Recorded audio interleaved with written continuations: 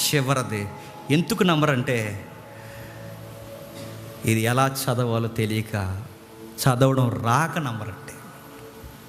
ఈ మాట ఉందా బైబిల్ అంటే? ఉంది, చూడండి ఒకసారి. హోషేయ గ్రంథం 4వ అధ్యాయం 6వ వచనం చూడండి. హోషేయ గ్రంథం 4వ అధ్యాయం 6వ వచనం. నా జ్ఞనులు జ్ఞానము లేని వారై నశించుచున్నారు. నీవు జ్ఞానమును విసర్జించుచున్నావు గనక నాకు యాజకుడు కాకుండా నేను నిన్ను విసర్జింతును.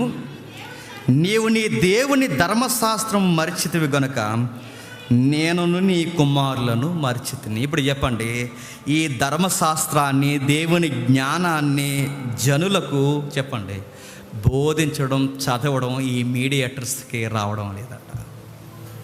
ఈ గ్రంథాన్ని దేవుడు 66 పుస్తకాలుగా తయారు చేసి ఇచ్చిన అడుగుతాను, అందరూ అర్థం చేసుకునేలా ఎవరు చదవగలుగుతున్నారు చెప్పండి? చదవట్లేదు దీన్ని. ఒకవేళ చదివినా ఒక్కొక్కలా అర్థం చేసుకుంటున్నారు దీన్ని. అరే ఇలా అర్థమవుతుంది, ఇది ఎంతవరకు రైట్ అని ఒకప్పుడు ఫాలో అయ్యేవారండి. ఏదో ఒక యూనివర్సిటీని కానీ, ఏదో ఒక థియాలజీ బుక్ని కానీ, ఎవరైనా సీనియర్ స్పీకర్స్ ఉంటే వాళ్ళ దగ్గరికి వెళ్ళి నేను అర్థం చేసుకున్నట్టుగానే ఉందా లేదా అని ఏదో అలా ప్రయత్నం చేశారు. ఇప్పుడు ఎవరు ఉన్నది? ఎవరికి అర్థమైనట్టు అడు బోధించేస్తున్నాడు. ఇప్పుడు ఒకప్పుడు మాట్లాడేవారు, కోత విస్తారంగా ఉంది, పనివారు కొద్దిమంది ఉన్నారు. ఈ మాట నేను అనొచ్చలేదని అడుగుతున్నాను. ఈరోజు పనికిరాని పనులు ఎక్కువైపోయారు. కోత అలాగే ఉంది, పనికిరాని పనులు ఎక్కువైపోయారు. ఒకవేళ కొయ్యమన్నా వీళ్ళు సరిగా కొయ్యరు, గింజలు పడేలా కొయ్యరు, ఎలా పడితే అలా కోసుకుంటూ వెళ్ళిపోతారు. ఇందులో పొలికాయలను కోసేస్తారు, గట్టికాయలను కోసేస్తారు, గురువులను కోసేస్తారు, గోధుమలు కోసేస్తారు. ఎందుకు ఇలా కోస్తున్నారంటే ఈ బైబిల్ వాళ్ళకే చెప్పండి చదవడం రాక. అందుకే నేను మనసు ఇప్పి ఒక మాట చెప్తున్నానండి. ఎవరైనా ఈ బైబిల్ని బోధించాలనుకుంటే ఏదో ఒక వ్యాఖ్యానం ఫాలో అవ్వండి. మీకు నచ్చిన సీనియర్ స్పీకర్స్ ఎవరైనా ఉంటే వాళ్ళని ఫాలో అవ్వండి. ఈ పుస్తకం ముందు పెట్టుకున్నప్పుడు దీనికి వ్యాఖ్యానాలు ఎన్నో పుస్తకాలు ఉన్నాయి ఈ సొసైటీలో, దాన్ని చదవండి. వాడిని చదువుతూ వీటిని అర్థం చేసుకునే ప్రయత్నం చేయండి. అప్పుడు ఈ సొసైటీకి సిలువను గూర్చిన వార్త ఎలా చెప్పాలో మనకు అర్థమవుతుంది. నేను ముగించేస్తున్నాను.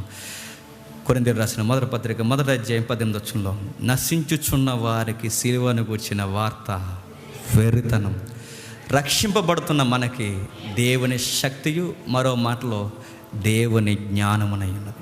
ఇవన్నీ చెప్పి పౌలు అంటాడు, యూదులు సూచక్రియలు అడుగుతున్నారు, గ్రీసు దేశస్థులు జ్ఞానమును వెతుకుతున్నారు. అయితే వీటన్నిటికీ మించి గొప్పదొకటి ఉంది, అదే సిలువ వేయబడిన క్రీస్తుని మేము ప్రకటించుచున్నాం. ఇదన్నిటికన్నా గొప్పది. ఇప్పుడు చెప్పండి, ఈ సొసైటీలో ఉన్న ఐఏఎస్ల కన్నా, ఐపీఎస్ల కన్నా, డబ్బున్న వారి కన్నా, రిలయన్స్ అధినేతల కన్నా, ఈ లోకంలో ఉన్న సామంతుల కన్నా, సంపద ఉన్నవారు అందరికన్నా గొప్పది సిలువను గూర్చిన వార్త.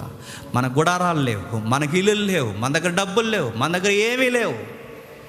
ఆ రోజు పేతురు, యోహాను అన్న మాట ఈరోజు నేను అంటున్నాను, మన దగ్గర 2 బంగారాలు లేవు, మన దగ్గర అన్నిటికన్నా గొప్పతుంది నజరేయుడైన యేసు నామం ఉంది. అదే మన ఆస్తి, అదే మన ధైర్యం, అదే మన ఊపిరి, అదే మన జీవం. మొక్క లేయగలిగిన వారు మొక్క